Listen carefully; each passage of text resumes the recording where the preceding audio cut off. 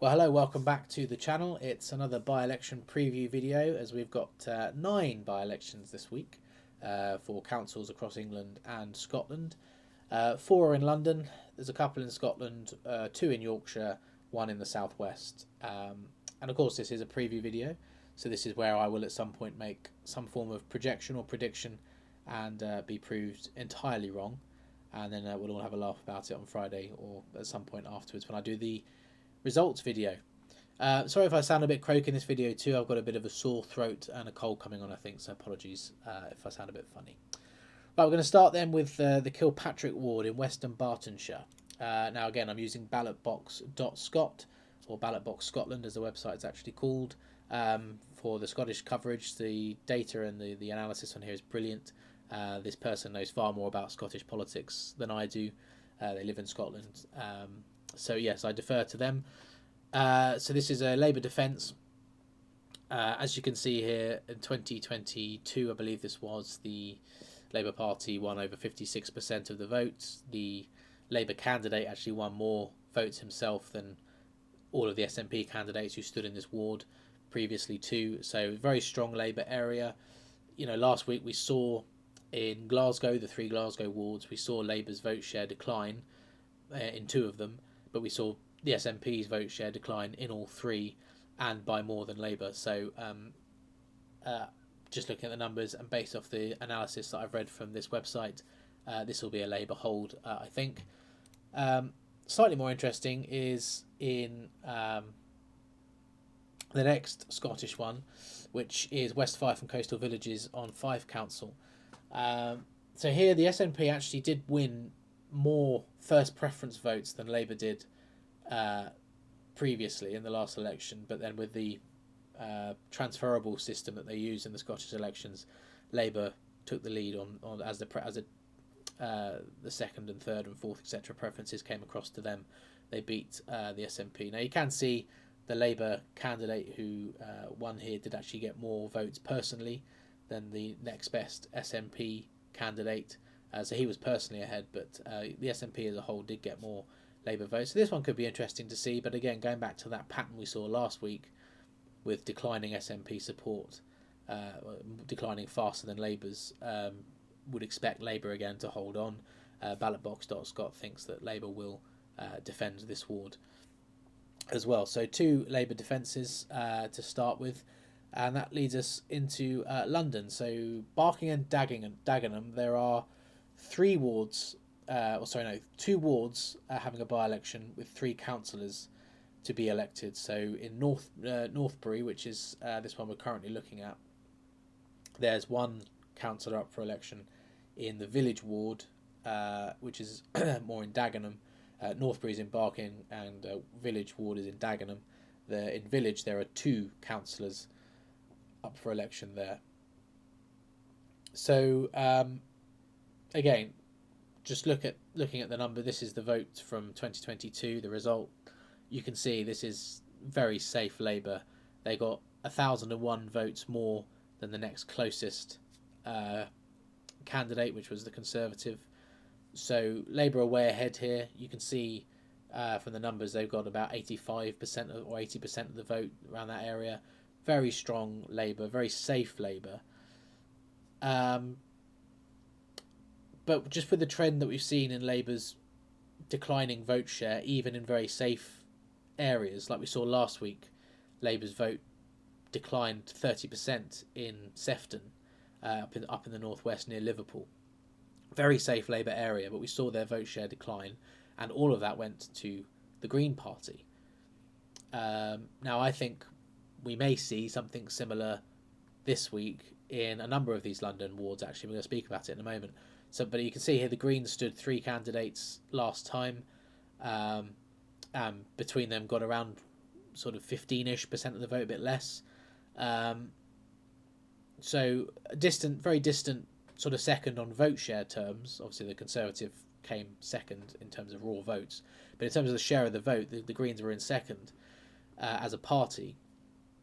And I think, and by the way, the entirety of this council, Barking and Dagenham Borough Council, the entirety of this council is Labour. There's 1 independent. and it's all Labour. So there are no Conservatives, there's no Greens, there's no Lib Dems. It is just an entirely Labour council. That's what I mean. This is a very as Labour as you get, really. But with the trend of their support being in the downward direction, in some areas quite steeply down, I think there's a chance we see a similar thing to Sefton last week, with a very big drop in Labour support, and I think the Greens may be the biggest beneficiaries of that. Do I think Green can win? I mean, it's not impossible for certain. I mean, remember the turnout will be low. It will probably be lower than this election, which was just the normal electoral cycle. It's the by-election. In a local election, the turnout's always very low. Like last week, I saw the turnouts were quite a lot of them below 20%, so very low, which might benefit the Greens if Labour voters just don't turn up. So yes, it could flip to Green. My base case is that Labour will hold on, the same as they had in Sefton, such a large margin of victory to defend that can soak up a lot of a big drop in vote share. So my base case is Labour will win, but they'll lose a lot of votes, and the Greens will be a fairly close second, or much closer than this, for sure. If we move across to Village in Dagenham, as I say, this is the one where there's 2 councillors up for election. Interesting thing in this one, last time it was just Labour and the Conservatives who stood. Labour won all 3 of the councillors up for election. This time there is Labour, Conservative, Lib Dem and Green. So the Lib Dems and Green are entering the fray. They're all standing 2 candidates each, so they're all going for the full complement win. So we have no data to see how well the Greens might do here, or the Lib Dems for that matter. Will the increase in people to vote for help Labour to defend their still very significant lead from 2022, or will it just give Labour voters more option to go and vote for somebody else who aren't the Conservatives? Could be interesting to see. I can't say in this ward with the same... I'm not going to say the Greens are going to do well here because we haven't got any past data, or certainly for the last election anyway, I haven't got any data to see if this is a good area for the Greens or not, so I'm not going to say them specifically. I just think I'm going to bottle it slightly and just say it's going to be interesting to see, I'm expecting to see the vote share decline again for Labour. Interesting to see where that goes. I would imagine the Conservatives will quite possibly get beaten back into 3rd, maybe even 4th place here. Or maybe 3rd behind the Greens, but above the Lib Dems. I don't know. We'll see. This one will be interesting. My base case for both is Labour will defend. I think hold on to them, all 3. So the one in Northbury and the 2 in Village. I think Labour will defend, but there's going to be a much slimmer margin of victory.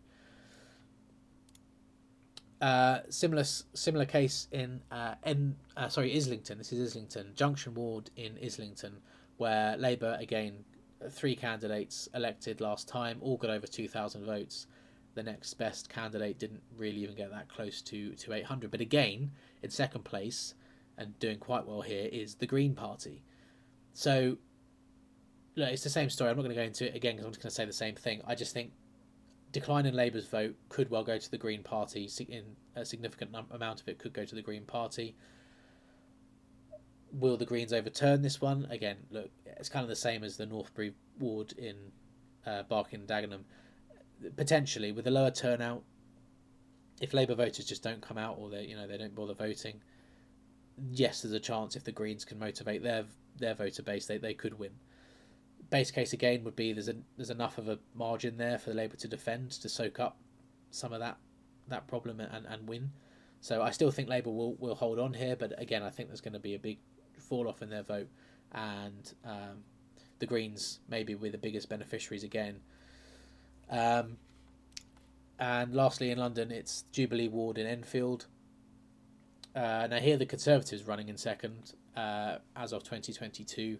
Again, Labour are a long way ahead. The Greens not doing so well here. I feel like the Conservatives probably will increase their votes here and maybe finish second. Same story again, though. I think Labour have got a significant enough margin here, so it's 1,000 votes that they will probably defend this one too. So essentially I'm saying Labour are going to defend all of their London wards, but going to take quite a hit in the process. Can be a bit of a bruising night in terms of vote share, and I'm not ruling out the possibility that they do lose some, particularly to the Green Party in some areas. In Sheffield City Council, it's Woodhouse Ward coming up for election. Again, Labour with a very large margin of victory previously. The Conservatives were running in second, but there aren't any Conservatives on Sheffield Council, so I find it unlikely that the Conservatives will be able to flip this away from Labour. I mean, they need 1,400 votes, or they need to, the gap is 1,400 from last time out. Look, the Greens do have a decent number of councillors in Sheffield, as do the Liberal Democrats. So I'd expect to see one or both of them improve a decent amount. Like I say, I think it's unlikely for the Conservatives to get too much joy here, just based on the fact they haven't got anyone on the council at all. Not a very Conservative-friendly area. Obviously, all of the parliamentary seats for Sheffield are Labour as it stands. But interestingly, in I think it's 3 of them, 2 or 3 of them, the Greens are a fairly strong second. So again, we might see the Greens be the beneficiary of a drop in Labour support again here. Also, wouldn't be surprised if the Liberal Democrats do okay here as well. But base case, again, I think Labour will defend. I think they will hold. It's just going to be looking at that vote share. So that's all of the Labour seats, and I think they will hold them. Famous last words. I'm sure by Friday afternoon I'm going to look like a complete clown. That's fine. But my base case is Labour will defend these. But I wouldn't be surprised if there is 1 or maybe 2 that do flip. Right, onto the 2 Liberal Democrats then. The Lib Dems are holding a ward in, the ward is Haxby and Wigington in York City Council. As you can see, they're quite a long way ahead here. They've got a decent number of councillors on this council. Conservatives are in second place. The Lib Dems don't control the council. It is a Labour majority council. So I think the Liberal Democrats will hold. I mean, last week we saw the Liberal Democrats had a bruising night, lost a few of their seats to the Conservatives, but they were all in areas where the Liberal Democrats are either a majority controlling the council or are the largest party. That's not the case here. So I think the Liberal Democrats will hold on in Haxby and Wigington, where they're quite substantially ahead. Lastly, it's Frampton Cotterell Ward in South Gloucestershire Council. This one could be a little bit more interesting. So, as you can see, Lib Dems pretty comfortably ahead in 2023 of the Conservatives in this ward. So it could be interesting because it's a no overall control council, and I think there's like a Lib Dem Conservative coalition that's running it at the moment. So just based on the Conservatives are the largest party, but short of a majority. The councillor who's resigned from this ward is now an MP for a local parliamentary constituency, which the Liberal Democrats would have won off of the Conservatives. The reason I think the Conservatives just might be in with a chance here is that if, again, we saw last week the Lib Dems really took a bruising in places where they were running the council. Now they're not running the council per se; they're in a coalition with the Conservatives.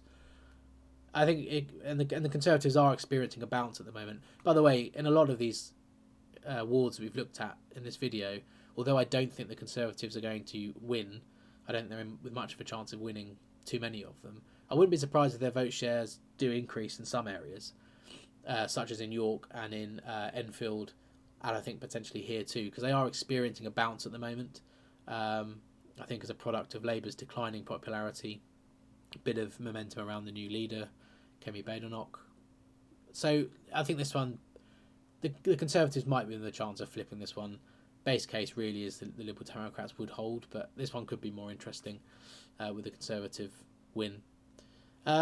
Which is it. That's all the by-elections this week. It's a bit of a shorter video because, like I say, I do think most of these will be holds. I'm sure I'll be wrong, but that's all part of the fun of it, really. No mention of reform in this video. Really, they are standing in some of these wards. They're standing in the Northbury by-election, which is quite interesting actually, because in Northbury's in Barking, village is in Dagenham. Now in Barking, it's a Labour safe seat, parliamentary wise. In Dagenham, Reform are actually not that far behind in current polling. So I'm interested. I was fascinated to see that the Reform aren't standing anyone in the Barking ward, in the Dagenham ward. But yes, they are standing in Barking. I think they have someone up in Sheffield as well, and in one of the Scottish ones too. But these aren't areas where Reform at the moment are likely to do too well. May they deprive the Conservatives of votes some places? Well, maybe, but like I said, I don't see the Conservatives winning too many of these anyway as it stands. But we'll see on Friday how wrong I am. So that is it. That's the by-election preview video for the by-elections that are going to happen on the 28th of November 2024. Be sure to check back for the results video and review of the night, which will probably be coming out early next week, maybe Monday. Yes, that's all for this one. So thank you very much for watching. Please do leave a like and subscribe to the channel for more content. Let me know in the comments if you enjoy the video, what would make the video better, and what sort of content you'd like to see. Because at the moment I'm kind of just covering by-elections, local by-elections. If there's more things that you'd like me to cover, do let me know. Thank you for watching, and see you in the next one.